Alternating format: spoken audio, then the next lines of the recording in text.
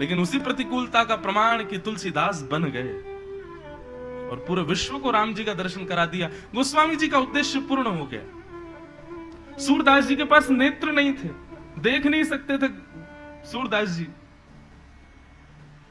पर अपने उस दोष को उन्होंने कभी दोष नहीं माना। सूरदास जी से कोई कहता, सूरदास तुम 24 घंटे कृष्ण कृष्ण गाते रहते हो, क्या किया कृष्ण ने तुम्हारे साथ? अंधा बनाया तुमको, और फिर भी तुम उस कृष्ण का गुणगान गाते हो। सूरदास जी खूब जोर से हंसते और हंस करके बोलते, अरे भाई तू इस रहस्य को नहीं समझेगा। बोले तू समझा दे, क्या रहस्य है?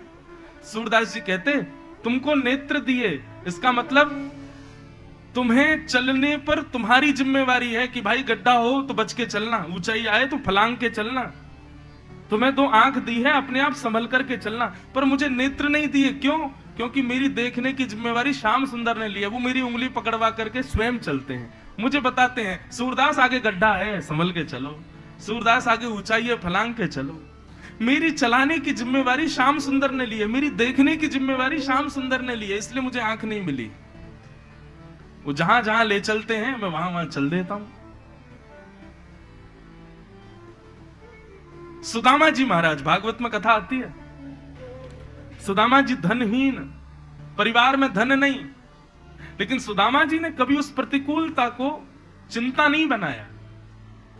सुदामा जी अपनी पत्नी से कहते, हम कितने सौभाग्यशाली। क्यों?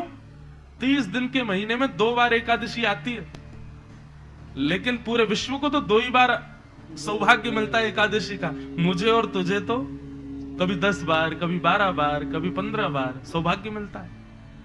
जितने दिन भूखे निकलते हैं श्री सुदामा जी के, उतनी बार समझते हैं श्याम सुंदर ने आज भी हमारी एकादशी करवा ली। अपना उद्देश्य जानिए बंधुओं, रोते मत रहिए, ऐसा क्यों हो रहा है, ये क्यों हो रहा है, ऐसा कैसे हो गया, ये क्या हो गया। जग की सेवा खोज अपनी, प्रीत हरि से कीजिए। परोपकार करके सेवा करो, अपनी खोज करो और हरि से प्रीति करो।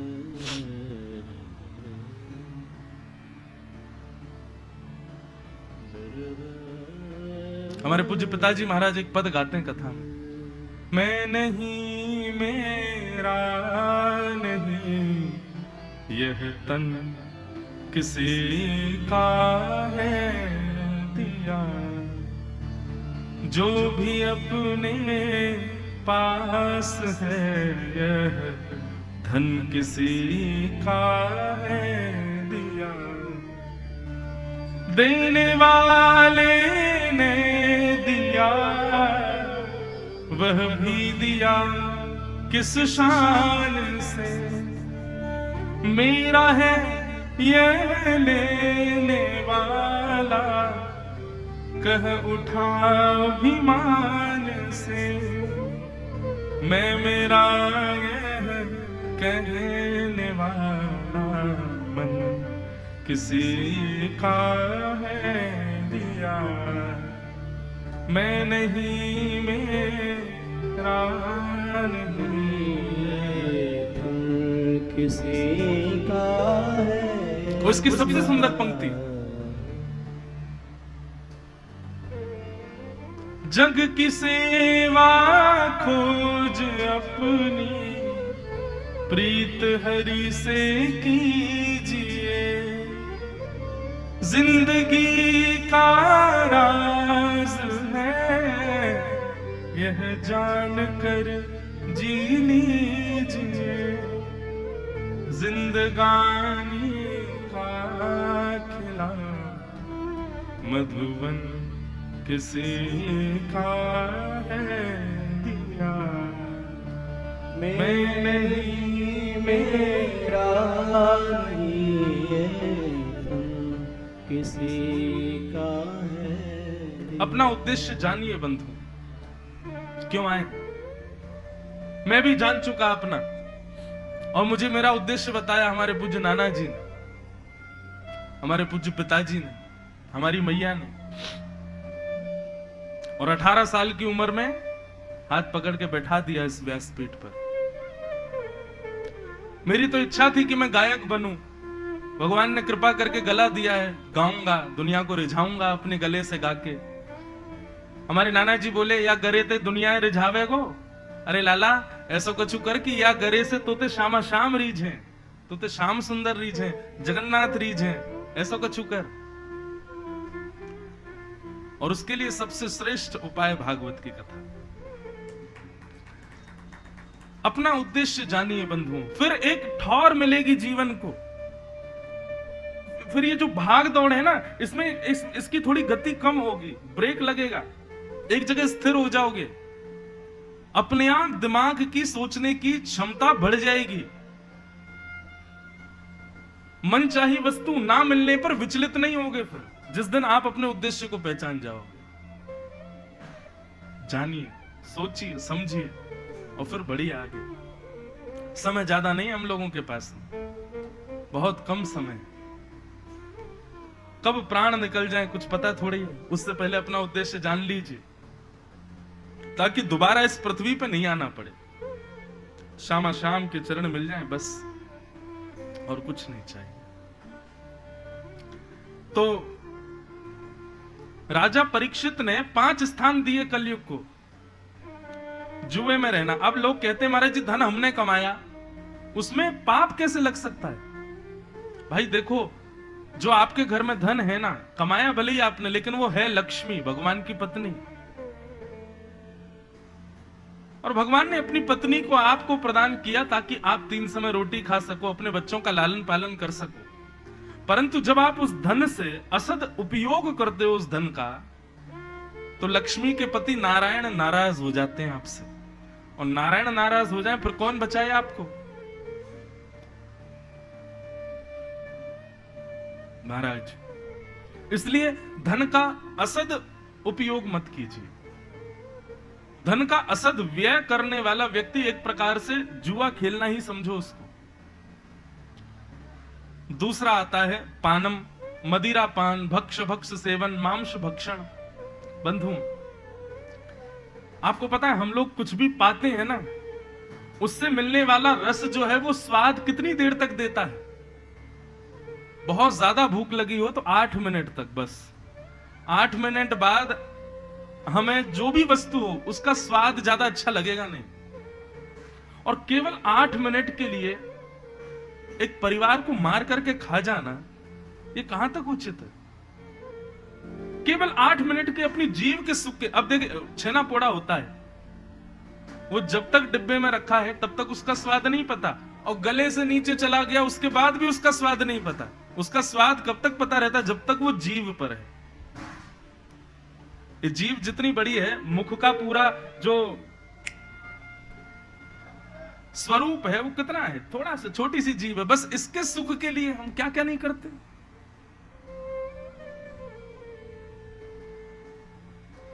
और उसमें भी मदिरापान। लोग कहते हैं जीव सरस्वती का आसन है, कुछ अशुभ नहीं बोलना चाहिए। दिन में एक बार प्रत्येक मानव के जिह्वा पर सरस्वती आके बैठती है, ऐसा बोलते हैं। हमें पता चल जाए कि यहां सरस्वती जी बैठी हैं, हम वहां पुष्प चढ़ाएंगे, हम वहां नैवेद्य चढ़ाएंगे, हम वहां घी चढ़ाएंगे, हम वहां शहद चढ़ाएंगे, हम वहां दही चढ़ाएंगे। हमें पता चले कि यहां सरस्वती जी बैठती है, कौन मदिरा चढ़ाएगा?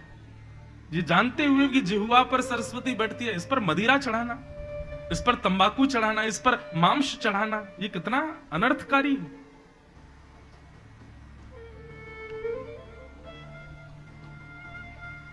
और दूसरी बात, ये जो देह है ना बंधुओं, ये भगवान का मंदिर है। चलते फिरते हम सब मंदिर हैं। हम सबके भीतर जगन्नाथ जी बैठे हैं। पता है कि हमें जगन्नाथ जी भीतर हैं, तो फिर जगन्नाथ जी को जो ऑफर कर सकते हो वही ऑफर करो इस शरीर को। जो जगन्नाथ जी को निवेदित नहीं हो सकता वो वस्तु क्यों देनी है इसको? प्याज खाने से, लहसुन खाने से पाप नहीं लगता, परंतु अगर आप वैष्णव हो तो आपके हृदय में जगन्नाथ जी बैठे हैं, और जगन्नाथ जी बैठे हैं तो उनको वो दोनों प्रिय नहीं है। इसलिए भुंजते ते त्वघम पापात ये पचन्त्यात्म कारणम, गीता में भगवान कहते हैं। गीता में भगवान इतना स्पष्ट कहते हैं कि जो व्यक्ति अपने लिए भोजन बना करके खाता है तो समझो वो अपना पाप खा रहा है। तो फिर रसोई घर का प्रयोग क्या है? बोले ठाकुर जी के लिए प्रसाद बन रहा है, श्री जी के लिए भोग बन रहा है, और उसको सिद्ध करके उनको पधरा के फिर उनकी प्रसादी ग्रहण करना, ये उचित है। आप 7 दिन तक, हमारी कही एक बात मान लीजिए, किसी मंदिर का केवल प्रसाद पाइए 7 दिन तक। आप 7 दिन में ही अपने मन की एकाग्रता देख लीजिएगा, और 7 दिन तक किसी होटल में ही खाइए। 7 दिन बाद अपनी स्थिति देख लीजिए, दोनों में जमीन आसमान का। शरीर पर जो असर पड़े उसकी बात नहीं है, हमारी बात मन की स्थिति पर है। मन इतना विचलित हो जाएगा बाहर के भोजन से। आप जगन्नाथपुरी, मेरी जगन्नाथपुरी में कथा होती है, तो वहां हमारा एक नियम है, हर कथा में हमारा नियम है कि हम अपने गिरधर लाल जी की रसोई का प्रसाद पाते हैं। पर जगन्नाथपुरी में हमारा नियम है कि हम महाप्रसाद ही पाते हैं, श्री महाप्रभु जी का, जगन्नाथ जी का, चाहे कुछ हो जाए पाएंगे महाप्रसाद। आपको मैं बता नहीं सकता, ये कई भाव कथाओं के जो उत्पन्न होते हैं ना, ये शायद इन्हीं प्रभावों का ही, इन्हीं नियमों का ये प्रभाव है कि प्रसाद की शुद्धि, जल की शुद्धि, भोजन की शुद्धि कभी कभी रखते हैं, तो उसका ये प्रभाव होता है कि वाणी शुद्ध होती है, मन एकाग्र होता है। तो द्यूतम, पानम, पर स्त्री पर पुरुष संग, और चौथी बात है विवाद। कई लोगों का स्वभाव ऐसा होता है, वो जबरदस्ती विवाद क्रिएट करते हैं। पता चला कि उसने तुम्हारे साथ बुरा किया और तुमने क्या किया, बोले कुछ नहीं, अब समय अपने आप देख लगा, अरे तूने ऐसे कैसे छोड़ दिया, उसको बताना चाहिए था, तेरे को यूं बोलना चाहिए था, उठा के पटक देना चाहिए था। कई लोगों का ऐसा स्वभाव होता है, वो हिंसा में बड़ी रुचि रखते हैं। नहीं, वैष्णव का स्वभाव है कि वो विवादों से बचेगा, वो विवाद में कभी नहीं पड़ेगा। पता चल रहा होगा कि परिवार का माहौल खराब हो रहा है, मैं जहां बैठा हूं यहां पर थोड़ा सा माहौल गर्म हो रहा है, तो उसका स्वभाव होगा, वो मौन हो जाएगा, उठ के चला जाएगा, विवाद नहीं करेगा, विवाद से बचेगा। और विवाद में जो पड़ता है उस पर कलयुग का प्रभाव होता है। क्रोध बढ़ते ही, विवाद में पड़ते ही आपकी बुद्धि शून्य हो जाती है, आपकी वाणी शून्य हो जाती है, आप कुछ भी बोल देते हैं, कुछ भी सोच लेते हैं, कुछ भी कर देते हैं। जेल में कैदी जो बैठे हैं जेल के भीतर, क्या वो जानबूझ करके किसी के साथ अनहित करते हैं? 100% जेल में बैठे कैदियों से यदि पूछेंगे तो 90% जो कैदी हैं वो कह देंगे कि मैंने जानबूझ के नहीं किया, बस क्रोध में आपा खो गया और हो गया। क्रोध कितना खतरनाक है, इसीलिए मैंने कल कहा था कि क्रोध में निर्णय मत लीजिए, क्रोध से आप बच तो नहीं पाओगे, क्रोध आएगा तो सबको। हमारे शास्त्रों में आज्ञा की है, क्रोध कौन सा अच्छा, घटिकत द्वयम, 2 घड़ी का क्रोध बढ़िया है, लेकिन 2 घड़ी से ज्यादा जब आपका गुस्सा होने लग जाता है तो वही आपके भीतर तामसिकता प्रकट कर देता है।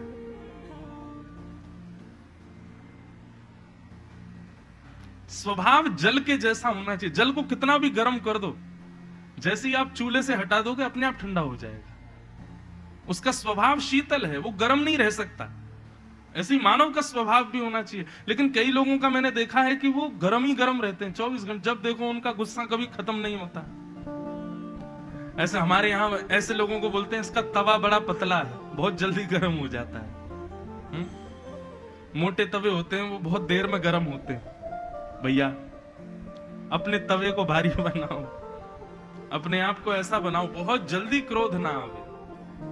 क्रोध से बच तो नहीं पाओगे, लेकिन बहुत जल्दी उसका असर मत होने।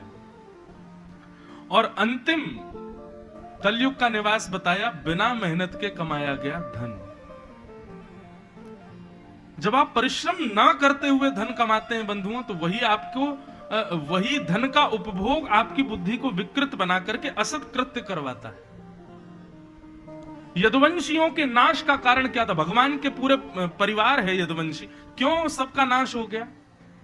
क्योंकि पूरा धन लक्ष्मीपति नारायण का था, उन्होंने कमाया तो था नहीं, मेहनत तो करी नहीं थी, उसी के उपभोग ने यदुवंशियों का दिमाग विकृत कर दिया। इसलिए परिश्रम करो। और जो माता पिता अपने पुत्र के लिए धन इकट्ठा करते हैं, उन लोगों के लिए हमारे शास्त्र आज्ञा करते हैं, पूर्वाचार्यों ने कहा है, पूत कपूत तो क्यों धन संचय, पूत सपूत तो क्यों धन संचय। यदि पुत्र आपका सुपुत्र है तो भी उसके लिए धन क्यों इकट्ठा करना, अपने आप कमा लेगा। और पुत्र यदि कुपुत्र है तो फिर क्यों बर्बाद करना चाह रहे हो उसको धन कमा करके, संचय करके। जितने भी माता पिता यहां बैठे हैं, जितने भी गुरुजन यहां बैठे हैं, बहुत ध्यान से सुनिएगा। अपनी सद संपत्ति, अपनी सद वस्तु, अपना सद ज्ञान पुत्र को नहीं देना है, पात्र को देना है। पहले पुत्र को पात्र बनाइए, और जब वो पात्र बन जाए तब उसमें बीजारोपण कीजिए अपनी संपत्ति का। बिना पात्र बनाए आप उसको देंगे, उसका असद उपयोग करेगा। अब मैं दूसरों के उदाहरण दूं, अपना भी दे सकता हूं, है ही मेरे उदाहरण। हमारे पूज्य पिताजी महाराज से जब हमने पहली बार कहा कि हमको भागवत की कथा करनी है, तो हमारे पूज्य पिताजी बोले पहले टेस्ट दो, गुरुजनों से पढ़ो, अध्ययन करो, और बीच बीच में हमारी कथाओं में आकर के हम विषय हम दिया करेंगे, बोलना तुम, और वहां सुनकर के हमको लगेगा कि योग्य है तब देंगे व्यासपीठ। कितनी कथाओं में जाकर के पिताजी की कथाओं में प्रवचन करता था, रात रात भर पढ़ता था। पिताजी मंच पर ही टॉपिक देते थे, आज भीष्म स्तुति पर बोलो, आज इस पर बोलो, आज उस पर, तो मुझे बोलना पड़ता था। उसके बाद उनको योग्यता कभी लगी तो उन्होंने व्यासपीठ पर बिठाया। वशिष्ठ ऋषि की एक कथा आती है कि वशिष्ठ ऋषि का पुत्र जो था वो बहुत विद्वान था। नगर में एक विद्वानों का कार्यक्रम हुआ, उसमें विजय होकर के आया और अपने पिताजी से आकर कहा, पिताजी इस नगर के सारे विद्वानों को मैंने अपने शास्त्रार्थ में परास्त कर दिया, देखिए मैं जीत गया। वशिष्ठ ऋषि ने ज्यादा उसकी प्रशंसा नहीं की। पुत्र ने सोचा थोड़ी और मेहनत करता हूं पिताजी को खुश करने के लिए, तो उसने नगर से बाहर निकल करके एक राज्य के विद्वानों की संगोष्ठी में जाकर के सबको हरा दिया, और वहां से प्रमाण लाकर के पिताजी को दिया, पिताजी देखो मैंने पूरे राज्य के विद्वानों को हरा दिया। वशिष्ठ जी ने फिर भी प्रशंसा नहीं की। तीसरी बार पूरे देश के विद्वानों को परास्त कर दिया, प्रमाण लेकर के वशिष्ठ ऋषि के चरणों में रखा, मैंने हमारे पूरे देश के विद्वानों को पराजित कर दिया पिताजी अपनी विद्वत्ता से। वशिष्ठ जी बोले हाँ अच्छी बात है बेटा, ठीक है ठीक है, उठ के चले गए, प्रशंसा नहीं की। तो पुत्र के मन में यह बात आ गई कि पिताजी मुझसे जलते हैं, मैं ज्यादा विद्वान होता जा रहा हूं, इसलिए इनको अच्छा नहीं लगता है, इसीलिए मेरी प्रशंसा नहीं करते। मैं अंतिम प्रयास करूंगा, पूरे विश्व के विद्वानों को चुनौती दूंगा, यदि उनको मैंने पराजित कर दिया और उसके बाद भी पिता ने मेरी प्रशंसा नहीं की, तो या तो यही रहेंगे या मैं रहूंगा। ये मुझसे जलते हैं इसीलिए मेरी प्रशंसा नहीं करते। पूरे विश्व के विद्वानों को पराजित करके वशिष्ठ ऋषि के पुत्र ने प्रमाण पत्र ला करके दिया अपने पिताजी को, लीजिए पिताजी मैंने पूरे विश्व के विद्वानों को हरा दिया। वशिष्ठ ऋषि ने तब भी ज्यादा प्रशंसा ना करते हुए उठ के चले गए। पुत्र बोला आज अपने पिता को छोड़ूंगा नहीं, ये पिता नहीं है, पिता के नाम पर कलंक है, बताओ मेरी उपलब्धियों से कभी प्रसन्न नहीं होते। अर्धरात्रि को मारने के लिए जैसे ही पिता के कक्ष में जाने लगा, तभी उसने बाहर से सुना कि पिताजी किसी से बात कर रहे हैं, और भीतर बैठी हुई वशिष्ठ जी अपनी पत्नी से ही कह रहे थे। पत्नी कह रही थी बेटा हमारा इतनी जगह जगह से विजय प्राप्त करके आता है, आप उसकी प्रशंसा इतनी क्यों नहीं करते। तो वशिष्ठ ऋषि बोले जब वो पहली बार नगर में विद्वानों को हरा करके आया था ना देवी, यदि मैंने उसी समय उसकी प्रशंसा कर दी होती तो आज वो विश्व विजयी नहीं बनता। आज वो विश्व विजयी क्यों बना? क्योंकि उसकी कभी प्रशंसा हुई नहीं, और प्रशंसा ना होने की वजह से उसने सदा लगन लगा करके अपने कृत्य को आगे बढ़ाया, आज वो विश्व विजयी बन गया। मुझे बहुत प्रसन्नता है, लेकिन मैं उसके मुख पे नहीं बोलता ताकि वो विश्व विजयी बने, मैं जानता था वो बनेगा। तब उनके पुत्र को आत्मग्लानि हुई, चरणों में प्रणाम करके कहा पिताजी मैं आपके रूप को पहचान नहीं पाया। तो पिता को चाहिए, मां को चाहिए, पुत्र को या पुत्री को संपत्ति ना दे, पात्र को दे। पहले पात्र बनाए। आपका कर्तव्य पुत्र पुत्री को जन्म देकर के केवल हायर एजुकेशन देना, उसका अच्छा ब्याह करा देना, जॉब लगवा देना और उसको अपने पैरों पे, हम लोग क्या कहते हैं, पैरों पे खड़ा हो जाए। पैरों पे खड़ा होने का मतलब क्या है? लाख 1.5 लाख रुपए महीना कमावे तो समझ जाओ पैरों पे खड़ा हो गया। लेकिन चाचा जी आए, कभी प्रणाम ना करे, दादाजी को कभी पूछे ना, घर में कथा हो उसको कोई फर्क ना पड़े, ऐसा पैरों पर खड़ा किया आपने उसको। कर्तव्य समझिए अपना। एक सृष्टि को आपने एक व्यक्ति प्रदान किया, लेकिन उस व्यक्ति का निर्माण केवल उसके उदर भरने तक ही रखा हमने। उसके बौद्धिक विकास और उसके मानसिक विकास पर हमने ध्यान ही नहीं दिया कभी। और आजकल, बुरा मत मानिएगा, आजकल की जनरेशन में यही हो रहा है। केवल अपने पैरों पर खड़ा हो जाए, हायर एजुकेशन मिले, अच्छे कॉलेज में पढ़े, अच्छे स्कूल में पढ़े, इसका तो विचार करते हैं माता पिता, लेकिन संस्कारी बने, श्रेष्ठ बने, धर्म अध्यात्म को। अब मैं तो अपनी कथा में कहा करता हूं, राम मंदिर के लिए लोग कितना लड़े, राम मंदिर के लिए आज तक लोग न्योछावर हो रहे हैं, लेकिन आगामी 50, 60, 100 साल बाद राम मंदिर जाएगा कौन? क्योंकि अब की यूथ में तो इंटरेस्ट है नहीं, कौन जाएगा मंदिरों में? ये भीड़ कुछ वर्षों की है बस, क्योंकि अब जो पीढ़ी आ रही है आगे, उसको तो धर्म आध्यात्म करने में रुचि नहीं, क्योंकि हमने तो केवल उसको पैरों पर खड़ा करना सिखाया, उसको केवल इतना सिखा दिया कि तुझे एक श्रेष्ठ धनवान कैसे बनना है, आध्यात्मिक नहीं बनाते हम। और ये निर्माण का कार्य माता पिता का होता है। ये तपस्या है बंधुओं, बालकों का श्रेष्ठ निर्माण करना माता पिता के लिए तप है। क्यों एक श्रेष्ठ व्यक्ति का नाम सुन के हम उसके माता पिता को पूजते हैं? क्योंकि निश्चित उन्होंने उसका निर्माण करने में अपना सर्वस्व लगाया। किसी भी श्रेष्ठ व्यक्ति का बात कही जाती है, ये श्रेष्ठ व्यक्ति है, बहुत नाम कमा लिया, बहुत ऐश्वर्य वैभव कमा लिया, महाराज पूरे विश्व का कल्याण कर रहे हैं, पता चल जाए ये उसकी मां है तो 4 लोग उनको प्रणाम करते हैं, बोले कि धन्य है आप, ऐसे पुत्र को जन्म दिया आपने, ऐसे पुत्र का निर्माण किया आपने। तो माता पिता समझें और निर्माण करें बालकों का ऐसा। बिना मेहनत के कमाया गया धन बालकों की बुद्धि विकृत करता है, परिवार की बुद्धि विकृत करता है। ये 5वां स्थान दिया गया कलयुग को। कलयुग 5 स्थानों में रह गया। राजा परीक्षित ने जाकर के एक जरासंध का मुकुट अपने सिर पर धारण कर लिया और उसी की वजह से कलयुग का प्रभाव जरासंध पर, परीक्षित पर हो गया। परीक्षित ने एक संत का अपमान किया।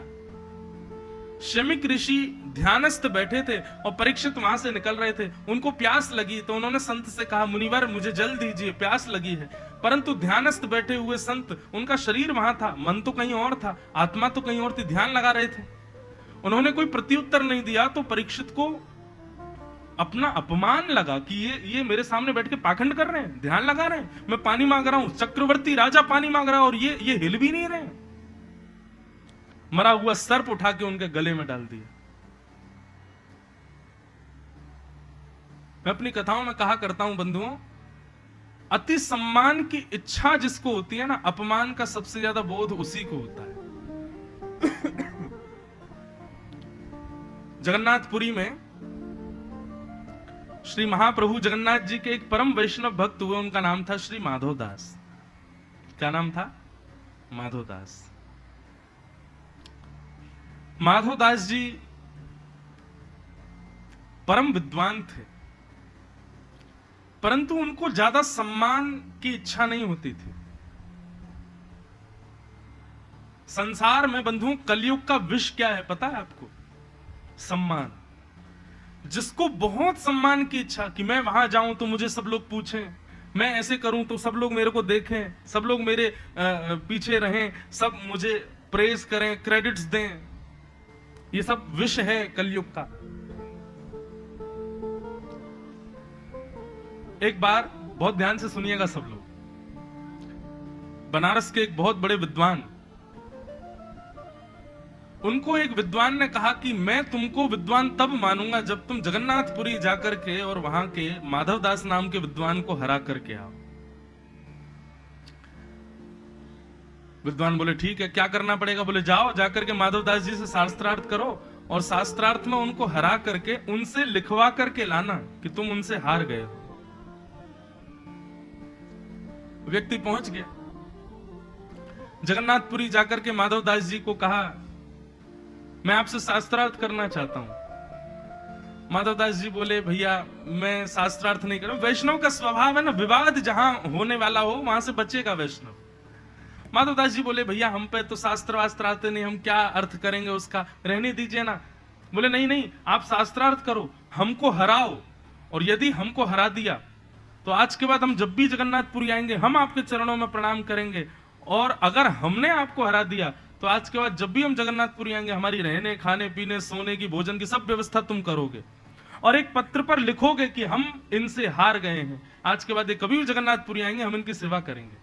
माधवदास जी बोले आप शास्त्रार्थ वगैरह छोड़ो, लाइए पत्र दीजिए, मैं उसमें लिख देता हूं कि मैं आपसे हार गया, देख लो कर लो शास्त्रार्थ। बोले नहीं नहीं मुझे नहीं करना, लाइए दीजिए। पत्र लिया और पत्र में लिख दिया माधवदास जी ने, बनारस से आए हुए इन विद्वान से मैं अपनी हार मानता हूं, आज के बाद ये कभी भी काशी से आएंगे तो इनकी सेवा की सारी जिम्मेवारी मेरी, माधवदास। लिख करके चरणों में निवेदन।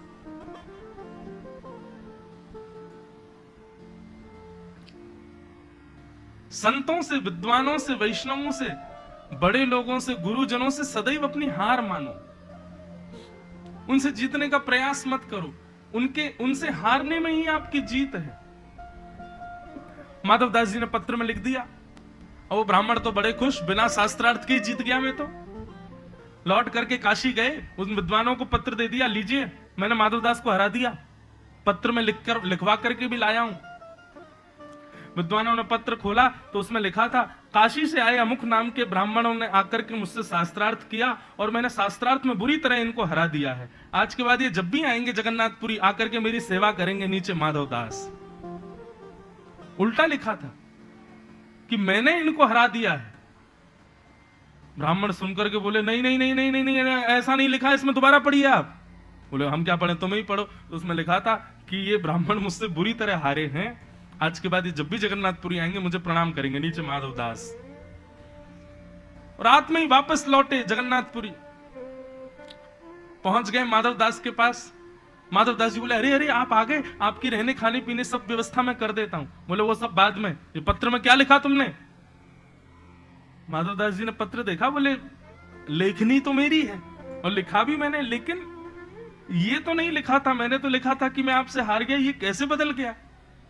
बोले तुम जरूर कोई चतुराई करते हो, तुमने जरूर कुछ ऐसा ही लिखा होगा, अब ऐसे काम नहीं चलेगा। माधवदास जी बोले देखो भैया मैंने जानबूझ के नहीं किया ऐसा, अब आप बताओ अब क्या करना है? बोले अब तो एक ही उपाय है। बोले क्या? शास्त्रार्थ करो, या तो हमको हराओ या हमसे हारो, जो हारेगा उसको गधे पर बैठाया जाएगा और पूरे जगन्नाथपुरी में मुंह पर काजल पोत करके, गले में पादुकाओं की चप्पलों की माला पहना करके उसको घुमाया जाएगा और वो गली गली मोहल्ले में जाकर के नाम लेकर के कहेगा कि मैं उससे हार गया। माधवदास जी बोले सुनिए, शास्त्रार्थ की जरूरत नहीं है, मैं तैयार हूं, आप गधा ले आइए, मैं उस पर बैठ जाऊंगा, आप काजल लगा देना, पूरा मुंह काला कर देना, गले में चप्पलों की माला पहना देना, मैं नगर नगर घर घर जाके कह दूंगा कि मैं आपसे हार गया हूं। परंतु अभी महाप्रभु श्री जगन्नाथ जी के दर्शन का समय है, मैं नित्य दर्शन करता हूं, तो आप गधे की चप्पल की काजल की व्यवस्था कर लीजिए, तब तक मैं दर्शन कर लूं जगन्नाथ जी का। ब्राह्मण बोले ठीक है। अब महाराज वो ब्राह्मण देवता गधा, चप्पलों की माला और कालीत लेकर के बाहर खड़े हो गए मंदिर के और प्रतीक्षा करने लगे माधवदास आ रहा होगा। माधवदास तो भीतर जाकर के महाप्रभु का दर्शन कर रहे थे, पर महाप्रभु जगन्नाथ जी माधवदास का रूप धारण करके बाहर आ गए। बाहर निकल करके आए, ब्राह्मण ने कहा आओ आओ आओ बैठो गधे पर, लगा दूं तुमको काजल, पहना दूं माला, सब जगह कह दो हार गए तुम। लेकिन वो माधवदास थोड़ी थे, वो तो जगन्नाथ जी थे। जगन्नाथ जी बोले गधे को थोड़ा साइड में बांधो, पहले हमसे शास्त्रार्थ करो, हमको हराओ, तब बैठेंगे हम इस पर।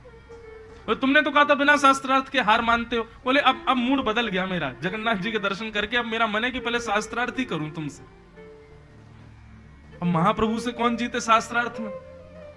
ऐसे तर्क वितर्क महाप्रभु जी ने ऐसे उसको लच्छेदार वाणी में वितर्क दिए, परास्त हो गया, हार गया। भीड़ इकट्ठी हो गई वहां पर, सब महाप्रभु माधवदास जी की जय जयकार करने लगे। जगन्नाथ जी बोले बैठो अब गधे पर। ब्राह्मण बोला ऐसा मत करो। नहीं, शर्त जो थी वो करना पड़ेगा, बैठो।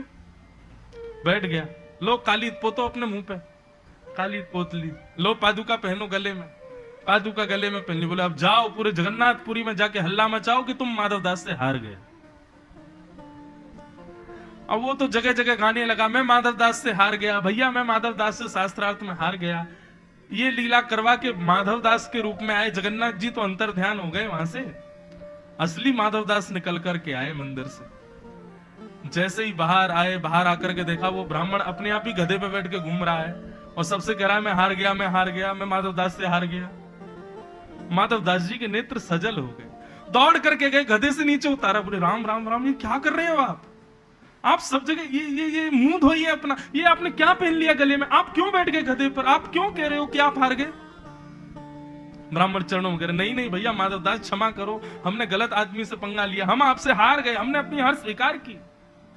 भैया तुम्हारे आगे हम टिक नहीं पाएंगे, तुम्हारा ज्ञान देख लिया हमने कैसा है। माधवदास जी बोले मुझे समझ नहीं आया क्या हुआ। तब किसी ने बताया, बोले आपने इनको बहुत बढ़िया हराया। बोले मैंने कब हराया, मैं तो दर्शन कर रहा था। माधवदास जी समझ गए कौन है। जैसे ही शिखर की ओर देखा, महाप्रभु जगन्नाथ जी माधवदास जी के रूप में खड़े हुए हैं, दर्शन दे रहे हैं वहीं से। माधवदास ने कहा भगवान ये क्या किया आपने? उन्होंने अपने जीवन में केवल यश कमाने के लिए जीवन जी रहे थे बेचारे ब्राह्मण देवता, आपने उनका ऐसा अपयश करा दिया। भगवान कहते हैं नमे भक्त्या प्रणश्यति। जब व्यक्ति भक्ति पथ का अनुगामी बन जाता है ना, मेरा भक्त बन जाता है, तो उसकी जिम्मेवारी मेरे हाथ में है और मैं उसका पतन होने नहीं देता। माधवदास, उसका विश्वास यदि दृढ़ है मेरे प्रति, उसकी भक्ति में कोई लेश नहीं, उसकी भक्ति में कोई कमी नहीं, वो पूर्ण समर्पण कर चुका है मुझे, तो फिर उसका कभी पतन ना हो, ये जिम्मेवारी मेरी है। भले ही वो भक्त ना चाहता हो, लेकिन उसकी रक्षा मैं करता हूं। ऐसे भक्त श्री माधवदास। तो अति सम्मान की इच्छा जिसके हृदय में होती है, अपमान का सबसे ज्यादा बोध उसी को होता है। सम्मान शून्य व्यक्ति जब हो जाता है ना, तो कोई व्यक्ति उसका अपमान कर भी दे तो भी उसको पता नहीं चलता कि मेरा अपमान हो गया है। राजा परीक्षित को अपना अपमान लगा और गले में मरा हुआ सर्प डाल दिया। शमीक ऋषि तो ध्यान में बैठे थे, लेकिन उनके पुत्र श्रृंगी के कुछ मित्रों ने यह दृश्य देख लिया और जाकर के श्रृंगी को बता दिया, तुम्हारे पिता के गले में मरा हुआ सर्प डाल दिया राजा परीक्षित ने। श्रृंगी नदी स्नान कर रहे थे, क्रोध में भर गए महाराज, हाथ में जल ले लिया और कहा कि मेरे पिता का इतना बड़ा अपमान किया, मैं श्राप देता हूं। राजा परीक्षित को आज के ठीक 7वें दिन तक्षक सर्प डस देगा और उनकी मृत्यु हो जाएगी। श्राप लगा। राजा परीक्षित लौट करके अपने राजभवन में आए, जैसे ही अपना मुकुट सिर से अलग किया, राजा परीक्षित को चेतना हुई, आत्मग्लानि हुई। बंधु एक बात बताएं, जब भी हमारे कृत्य की आत्मग्लानि हमको होती है, उस समय समझो हमारे ऊपर धर्म का प्रभाव है। और अनुचित कर्म करने में भी आपको पता है कि ये गलत है, लेकिन फिर भी आप उसको कर लो और मन में ये विचार करो कौन देख रहा है, किसको पता चल रहा है, कर दो। समझो उस समय कली का प्रभाव है, कलयुग का प्रभाव। लेकिन कई लोग ऐसे होते हैं, गलत करने के बाद भी उनको कभी आत्मग्लानि नहीं होती। इसका मतलब क्या? उनके जीवन में धर्म है ही नहीं। महाराष्ट्र के एक संत हुए श्री विनोबा भावे, वे अपने भावों में कहा करते थे कि व्यक्ति के आधे दोष तभी नष्ट हो जाते हैं जब वो अपनी गलती स्वीकार कर लेता है। और उस पर आत्मग्लानि करता है। परंतु गीता में भगवान कृष्ण अर्जुन से कहते हैं कि आत्मग्लानि करके रोना, पड़े रहना, कर्म ना करना, यह कायर व्यक्ति का लक्षण है। आत्मग्लानि तो करो, लेकिन उस आत्मग्लानि के चक्कर में स्वयं को नष्ट करना, अपना समय बर्बाद करना और फिर कभी कुछ ना करना, यह कायर व्यक्ति का लक्षण है। अर्जुन ने पूछा तो व्यक्ति को क्या करना चाहिए? बोल, आत्मग्लानि जब हो तब मुझसे क्षमा मांग ले और कहे नाथ अब जीवन में कभी ऐसा नहीं होगा, और अपना कर्म करने लग जाए, रुके ना।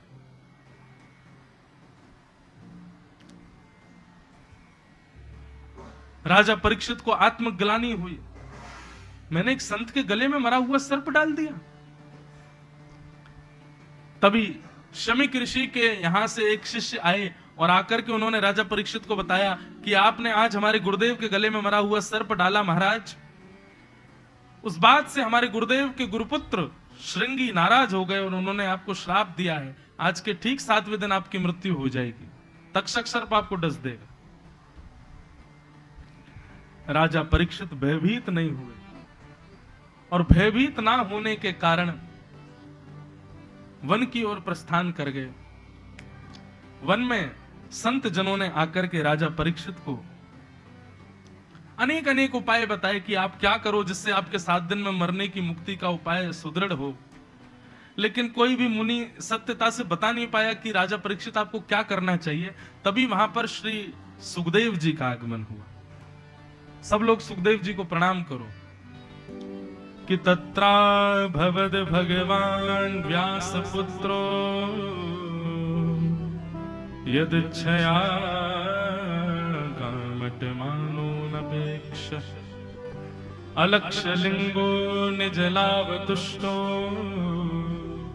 व्रतश्च वालैरवधूत भेष। बोलो सुखदेव जी महाराज की। बंधुओं, सुखदेव जी का आगमन हुआ। वेद व्यास जी के पुत्र, जिनके विषय में हम कल सुन रहे थे कि अपने पुत्र को उन्होंने भागवत की कथा दी। बंधुओं, राजा परीक्षित के जीवन को 7 दिन में परिवर्तित करने के लिए एक महर्षि का आगमन हुआ जिनका नाम है सुखदेव। हमारे पूज्य पिताजी महाराज भी बताते हैं और भागवत में भी वर्णन है कि जिस सभा में परीक्षित अपनी मुक्ति का उपाय पूछ रहे थे संतों से, उस सभा में सुखदेव जी के पिताजी भी बैठे हैं, बाबा भी बैठे हैं, परपर बाबा भी बैठे हैं, सब बैठे हैं। लेकिन वहां आकर के परीक्षित के कल्याण का साधन बताया नाती ने, सुखदेव जी ने।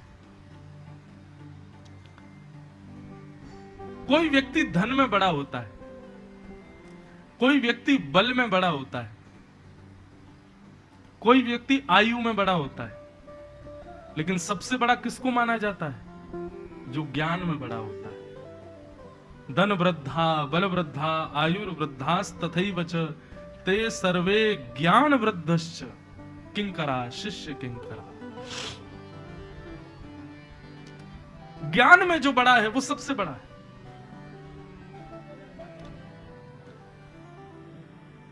अभी स्मृति में हमारे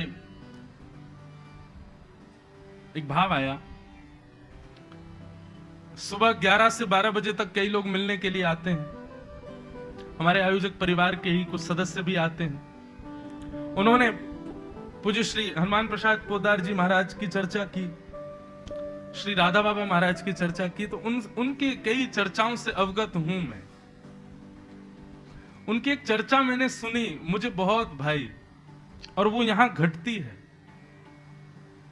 कि श्री राधा बाबा महाराज जो थे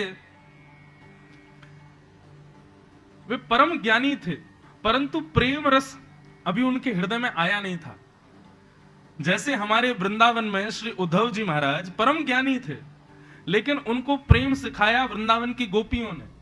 ठाकुर जी ने इसीलिए उद्धव को कहा कि जाओ वृंदावन जाकर के ब्रजवासियों की सुध लेकर के आओ, क्योंकि भगवान चाहते थे कि ज्ञानी तो बहुत है, लेकिन जब प्रेमी बनेगा तब मुझे प्रिय लगेगा। ऐसे ही पूज्य श्री राधा बाबा महाराज, वो ज्ञानी तो बहुत थे, पर प्रेम रस अभी उनके हृदय में आया नहीं था। पहले तो वो गए श्री सेठ जी के पास, जयदयाल गोनका जी। उनके पास गए और जाकर के उन्होंने अपने कुछ प्रश्न, जिज्ञासा हृदय की पूछी। गोयनका जी ने उनके सारे प्रश्नों के उत्तर दिए, परंतु उनके प्रश्न खत्म ही नहीं हो रहे थे। तो गोयनका जी समझ गए कि इनको कहां भेजना है। सेठ जी बोले, आप एक काम करो, आप गोरखपुर चले जाओ और वहां गीता वाटिका में भाई जी मिलेंगे आपको, आप एक बार उनके पास जाओ। तो श्री राधा बाबा महाराज गोरखपुर पधारे। गोरखपुर में जब वो आए तो हनुमान प्रसाद पोद्दार जी, पूज्य श्री भाई जी, संतों की सेवा कर रहे थे और श्री राधा बाबा महाराज उनकी प्रतीक्षा कर रहे थे कि कब मिलेंगे। अभी भी वो ज्ञान का तेज, अभी भी वो वैसा बिल्कुल विरक्त ज्ञानी, ऐसा रूप था उनका। इतने में ही किसी ने जाकर के सेठ जी, भाई जी को बताया कि कोई राधा बाबा आए हैं आपके दर्शन के लिए, आपसे मिलने के लिए, भेंट करने के लिए। तो भाई जी अपनी सेवा से निवृत्त होकर के उनके पास गए। अगर दोनों को स्पष्ट रूप से कोई देखे तो श्री राधा बाबा महाराज विरक्त हैं, परम ज्ञानी हैं, आयु भी कम है, सर्वगुण अधिक हैं, परंतु भाई जी बाहर से देखने में भले ही कैसे भी हो, भीतर से तो वो परम रसिक थे। श्री राधा बाबा को देख करके उन्होंने उनके चरणों में प्रणाम किया और कहते हैं कि अपने हाथों की 5 उंगलियों से पैरों की 5 उंगलियों को स्पर्श किया। दोनों हाथों की 10 उंगलियां और राधा बाबा के पैरों की 10 उंगलियां ऐसे एक साथ स्पर्श करके प्रणाम किया। और बस वो एक स्पर्श राधा बाबा को हुआ भाई जी का, एक क्षण के लिए नेत्र बंद हुए और जब खोल करके देखा तो उनकी दृष्टि बदल गई और वे सदा के लिए गीता वाटिका में ही बस गए। उनको साक्षात श्याम सुंदर दिखने लगे भाई जी में। दृष्टि बदल गई, स्थिति बदल गई, बुद्धि जो कि बहुत वितर्क कुतर्कों से भरी हुई थी उसको ठौर मिल गई, सब परिवर्तित हो गया केवल स्पर्श मात्र से।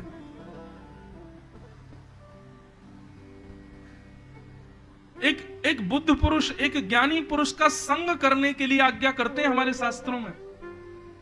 उसकी दृष्टि, उसका स्पर्श, उसका संग कैसा प्रभाव कर देगा हम नहीं जानते। सत्संग का मतलब केवल किसी को सुनना ही नहीं होता।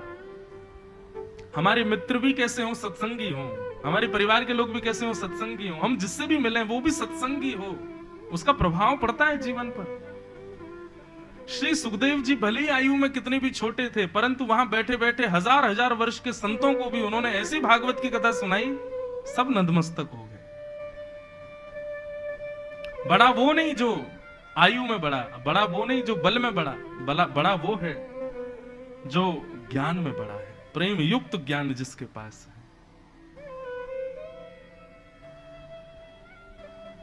अद्भुत है। सुखदेव जी का आगमन हुआ। सुखदेव जी जैसे ही आकर के बैठे, परीक्षित जी ने चरणों में प्रणाम किया और प्रणाम करते हुए कहा, ये शाम संस्मरणात्म शाम सद्यः शुद्ध्यन्ति वै गृहा किं पुनर्दर्शन स्पर्श पादसौचासनादि। महाराज, मेरे जीवन में आप आए हैं, कृपा कर। मेरे जीवन के केवल 7 दिन बचे हैं, मुझे इन 7 दिनों में कैसे अपने जीवन का उद्धार करना चाहिए, कृपा कर मुझे बताइए। इस विषय में बंधुओं एक चिंतन आता है दिमाग में। हमको ऐसा लगता है कथा सुनते हुए कि परीक्षित के पास केवल 7 ही दिन बचे थे, परंतु परीक्षित के पास कम से कम 7 दिन थे तो सही, हमारे पास वो भी नहीं है। हमारा अगला क्षण भी अंतिम हो सकता है, हमारा कोई भी सेकंड लास्ट हो सकता है, हमारे कभी भी प्राण निकल सकते हैं। आप में से कोई ये प्रमाण पत्र पर लिख करके मुझे दे दे, कल की कथा में जरूर अटेंड करूंगा, नहीं कह सकते आप। या मैं ऐसा कह दूं कि कल मैं कथा सुनाऊंगा, नहीं, मैं भी नहीं कह सकता। हमारे समय का, हमारे जीवन का, हमारे प्रत्येक क्षण का हमें नहीं पता। परीक्षित पर कई लोग यदि दया कर रहे हैं कि भाई परीक्षित के पास बस 7 ही दिन बचे थे, तो आपके पास तो एक क्षण भी नहीं है। कब प्राण निकल जाए पता नहीं। क्या भरोसा है इस जिंदगी का, साथ देती नहीं है किसी का। पर परीक्षित के पास कम से कम 7 दिन है, उसको 7 दिन से पहले कोई नहीं मार सकता। यह बात उसको निश्चित पता है। तो मन में यह विचार आता है, इस परीक्षित जिसको यह भय है कि 7 दिन बाद मेरी मृत्यु हो जाएगी, वो पूछ रहा है कि मैं अपने जीवन का कैसे उद्धार करूं। हमको तो हर क्षण पूछना चाहिए वैष्णवों से, हमारा कब अंत हो जाए हमें पता नहीं है। हे नाथ कृपा करो, हे गुरुजन कृपा करो, मुझे बताओ कि मैं ऐसा क्या करूं जिससे मेरे जीवन का उद्धार हो,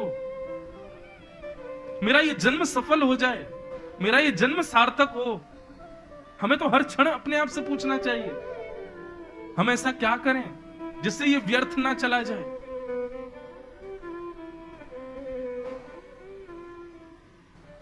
परीक्षित जी ने चरणों में प्रणाम किया और कहा, भगवान मेरे जीवन के केवल 7 दिन बचे हैं, कृपा कर मुझे बताइए मैं अपने जीवन को कैसे सफल बनाऊं। और बस इस प्रश्न के बाद से ही सुखदेव जी की कथा प्रारंभ हो जाती है। और यहां से अब सुखदेव जी बोलना प्रारंभ करते हैं। वरियानेशते प्रश्न क्रतो लोकहितं नृप आत्मविद सम्मतः पुंसान् श्रोतव्यादिषु यः परः। बहुत ध्यान से सुनिएगा। अब यहां जो सुखदेव जी महाराज कह रहे हैं ये सुनने योग्य बात है। राजा परीक्षित, आपने क्या कहा कि आपको 7 दिन में मरने का श्राप लगा है और आप इन 7 दिनों में कैसे मुक्ति प्राप्त कर सकते हो, यह प्रश्न कर रहे हो। जी भगवान कृपा कर मुझे बताइए मैं क्या करूं कि 7 दिन में मुझे मुक्ति मिल जाए। सुखदेव जी महाराज कहते हैं, परीक्षित आज पहला दिन है, यदि आज 7वां दिन होता और तुम्हारे प्राण निकल रहे होते, बस अंतिम श्वास निकलने वाली होती, उस समय भी यदि मैं आ जाता ना तो तुमको मुक्ति दिला देता। इसका मतलब क्या है, वो क्लियर कर रहे हैं कि मुक्ति प्राप्ति के लिए 7 दिन बहुत कम है, ऐसा मत सोचो। मुक्ति के लिए तो एक क्षण भी बहुत है। क्यों?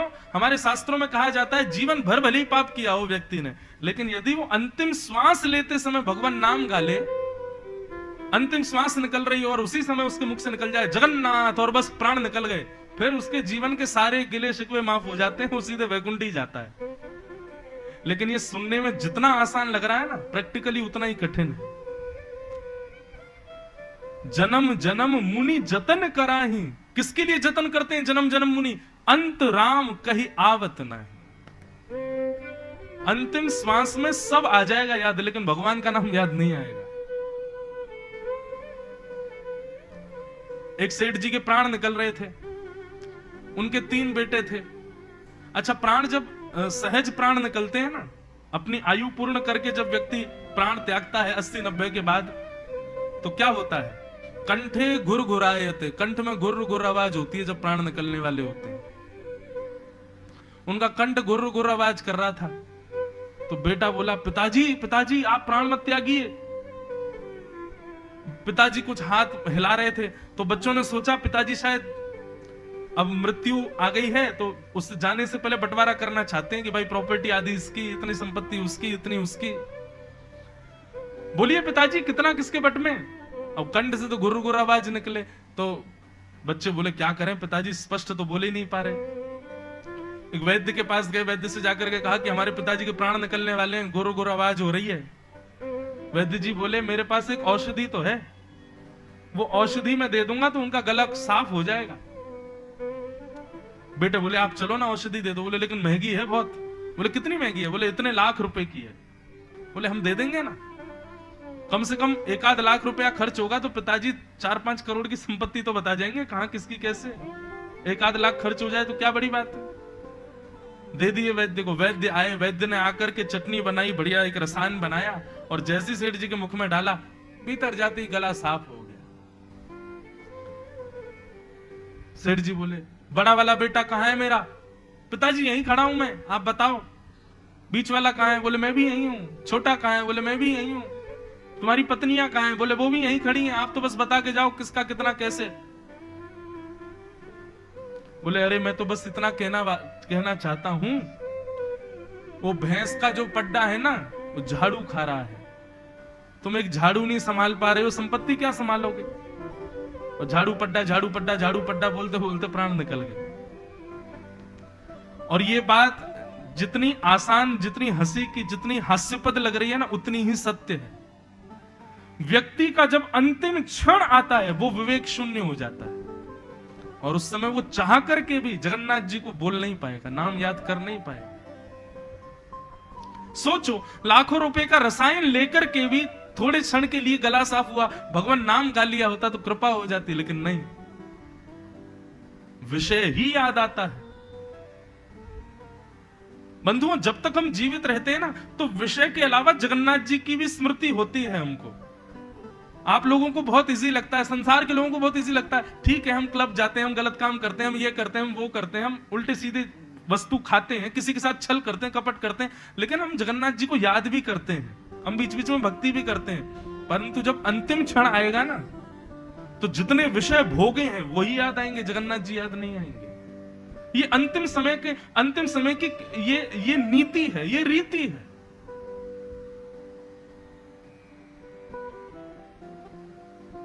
इसलिए हमारे यहां कहा गया,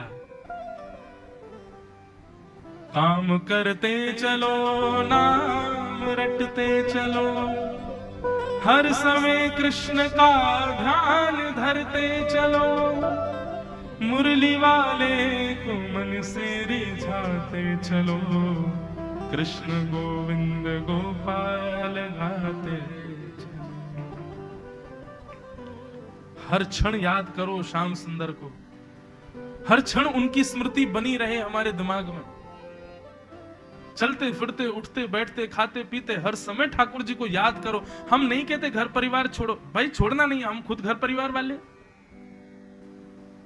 पर हर स्थिति में भगवत स्मरण रखो, जगन्नाथ जी को याद रखो, उनकी स्मृति रखो अपने चित्त में। बस उसका प्रभाव क्या होगा? जीवन भर जो ठाकुर जी को याद रखता है ना, तो अंतिम समय में तो बहुत कठिन है कि भगवान की याद आ जाए, पर जीवन भर जिसने जगन्नाथ जी को याद किया हो, ऐसा व्यक्ति जब अपने प्राण त्यागता है तो जगन्नाथ जी उसको याद कर लेते हैं, जगन्नाथ जी की स्मृति में वो आ जाता है। और सोचो, जगन्नाथ जी जिसको याद कर लें, हम जगन्नाथ जी को याद करते हैं, जगन्नाथ जी हमको याद कर लें। हम प्रधानमंत्री से मिलने जा रहे हैं और एक बात है, प्रधानमंत्री हमसे मिलने आ रहा है, दोनों में कितनी बड़ी अंतर है। जगन्नाथ जी की स्मृति में हमारा नाम आ जाए, हम उनकी स्मृति में पहुंच जाएं, उसी के लिए तो भक्ति है। लाखों लोग जाते हैं लेकिन जगन्नाथ जी साल्वेग को याद करते हैं।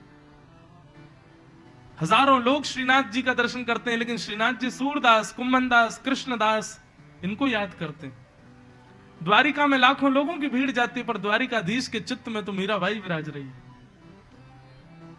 हमारे चित्त में भगवान बैठे। भक्ति केवल यहीं तक सीमित नहीं, अपनी भक्ति से आप ठाकुर जी के चित्त में बैठो, ठाकुर जी के चित्त में हम विराज जाएं। मेरा सुमिरन हरि करें, मैं पावा विश्राम। मैं हरि का सुमिरन करूं, ये तो प्रारंभिक स्थिति है, लेकिन करते करते करते स्थिति हो जाए मेरा सुमिरन हरि करे, मैं पावा विश्राम। और वो कब संभव है? जब जीवन पर्यंत और खास करके बाल्यावस्था से भगवत स्मृति की हो। केवल स्मरण से काम हो जाएगा और कुछ करना ही नहीं है, स्मृति।